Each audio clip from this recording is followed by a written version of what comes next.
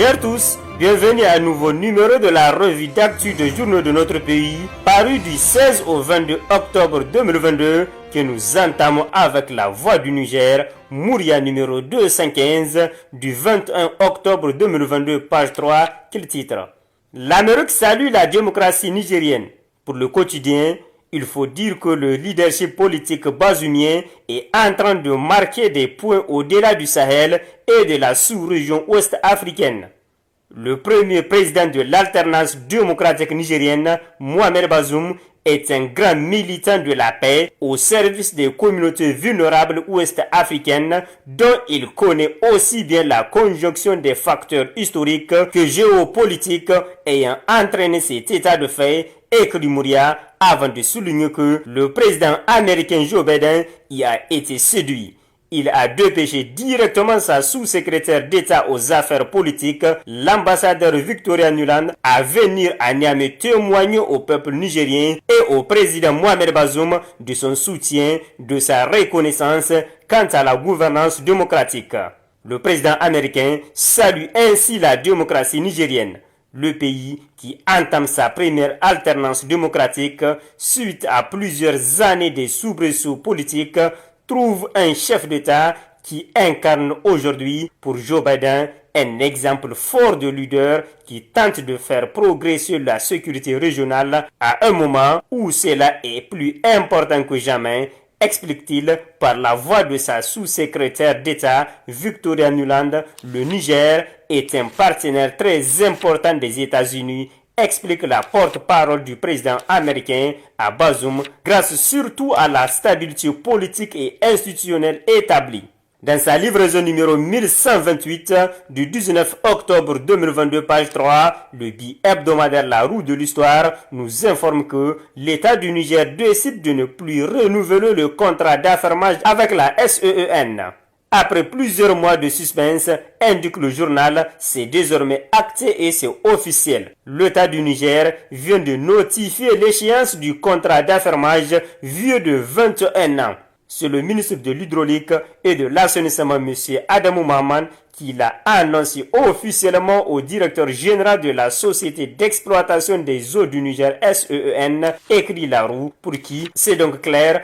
comme l'eau de roche, le Niger a décidé pour l'instant de reprendre sa Société nationale des eaux après plus de 2 décennies de contrat d'affermage. Le Hérisson numéro 331 du 20 octobre 2022, page 4, titre « Assainissement dans le secteur de la santé, 2 centres de santé fermés, 16 mis en demeure. » Menace de grève des syndicats par-ci, grogne du personnel féminin du secteur de la santé par-là, tous ces bruits sont loin de dissuader le ministre de la Santé publique, de la Population et des Affaires sociales, Dr Idi Ilyasu Menassara, décidé à assainir les services relevant du département ministériel dont il a la charge, écrit le Hérisson, selon qui il faut noter que tous ces centres sont situés à Niamey. Selon des sources proches du ministère de la Santé publique, de la Population et des Affaires sociales, indique le journal, la liste des centres sanctionnés est loin d'être exhaustive. Autrement dit,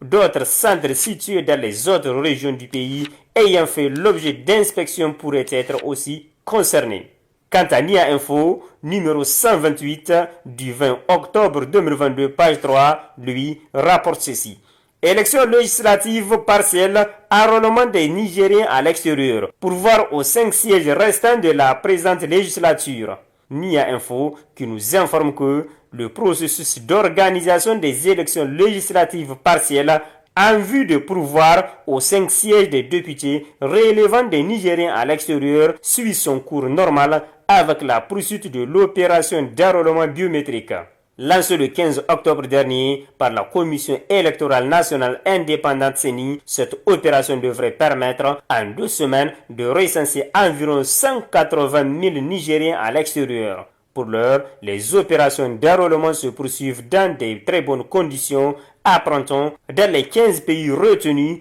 où les Nigériens se mobilisent pour se faire recenser et pouvoir accomplir leurs devoirs civiques. Du reste, le gouvernement, sous l'impulsion du président de la République, chef de l'État, son Excellence Mohamed Bazoum, garant du bon fonctionnement des institutions de la République, s'est engagé aux côtés de la CENI à tout mettre en œuvre pour la réussite des élections législatives partielles en vue de pourvoir aux 5 sièges qui y restent pour parachever l'installation de la présente législature. Révision des textes organiques du CNDP. La mission confiée à un comité ad hoc, titre l'hebdomadaire privé Niger Inter, dans sa sortie numéro 84, datée du 17 octobre 2022, page 5. Le Premier ministre, chef du gouvernement, président du Conseil national de dialogue politique CNDP, a officiellement installé le vendredi 14 octobre dernier à Niamey le comité ad hoc chargé de réfléchir sur la révision des textes organiques du CNDP, notamment le décret portant création de cet organe et le règlement intérieur régissant son fonctionnement, rapporte le journal qui ajoute que aujourd'hui, avec la reprise des sessions du CNDP et la participation effective de toutes les composantes, a souligné le président du CNDP, s'impose la nécessité de reprendre ce processus de révision fort utile pour renforcer les capacités opérationnelles du CNDP, se réjouit le Premier ministre. Composé de 4 représentants de la majorité, 4 de l'opposition politique et 4 des partis non affiliés, le comité ad hoc, chargé de réfléchir sur la révision des textes organiques du CNDP, le comité aura à définir sans ambiguïté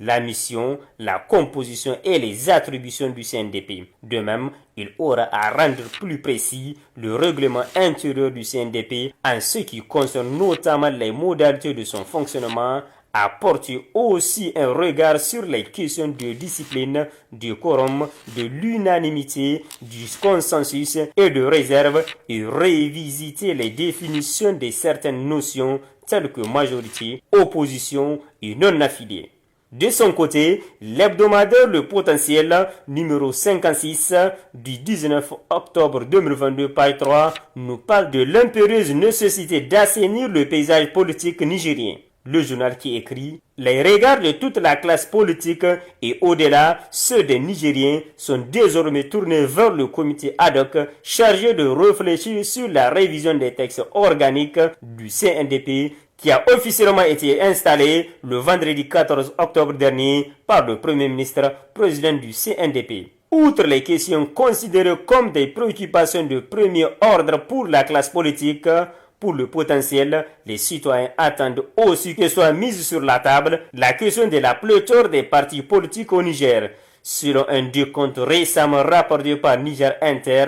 le paysage politique nigérien compte actuellement 174 partis légalement reconnus, ajoutant que d'autres sont encore à la porte en dépit du fait que bon nombre de ces partis politiques sont en porte-à-faux avec la loi, notamment les dispositions de la charte des partis politiques du Niger. Le coordonnateur du REPAD menace de coller un procès à tous ceux qui parleront au nom du M62, c'est le titre de la sortie numéro 155 du 20 octobre 2022, page 3 de l'hebdomadaire privé La Flamme. Il notifie que c'est le moins que l'on puisse entrevoir dans la crise de leadership en cours au niveau du M62 où chacune des ailes s'attribue la paternité de la création du M62. Chacun des deux protagonistes dans cette affaire dit à qui veut l'entendre que le M62 est sa chose, sa création, ses mouvements et le fruit de sa réflexion. À qui de deux l'opinion va-t-elle accorder plus de crédit, se demande La Flamme, avant de marteler que, selon des sources proches du REPAD, Seydou Abdoulaye et tous ceux qui sont avec lui ont déjà pris le devant pour aller rechercher un récépissé pour M62 au niveau des autorités compétentes et se disent prêts à coller des procès à ceux qui vont se mettre de travers de leur chemin. Ce qui laisse présager un bras de fer entre les camarades d'hier et plusieurs rounds devant le juge pour le contrôle du M62. Affaire donc à suivre selon La Flamme. Indépendant, numéro 319 du 20 octobre 2022, page 8, se demande qui de la viabilité des activités culturelles thématiques décentralisées. Selon le journal, le 29 septembre dernier, les autorités en charge de la culture ont annoncé la tenue du prix Ngurumu du 19 au 25 octobre à Tawa. L'annonce de la relance de ce festival, concours dédié à la musique moderne nigérienne, dont la dernière édition remonte à 2014, a suscité naturellement un certain enthousiasme chez les artistes, musiciens et mélomanes. Car on se rappelle, selon le journal, cet événement culturel né en 1986 et qui tient son appellation du nom du grand artiste et violoniste de l'ADR, Mahamadou Buhari, plus connu sous le surnom de Ngurumu, ayant chanté Mugu Magani, avait servi de tremplin à plusieurs musiciens, groupes de musique et fait la joie des mélomanes. Cela pourrait contribuer à l'atteinte des objectifs du gouvernement pour le secteur des arts et de la culture, tel que mentionné dans la déclaration de politique générale d'EPG et visant à impulser la relance de l'économie culturelle et créative, conclut l'Indépendant. C'est tout pour cette semaine. Au revoir et à la prochaine, Inch'Allah.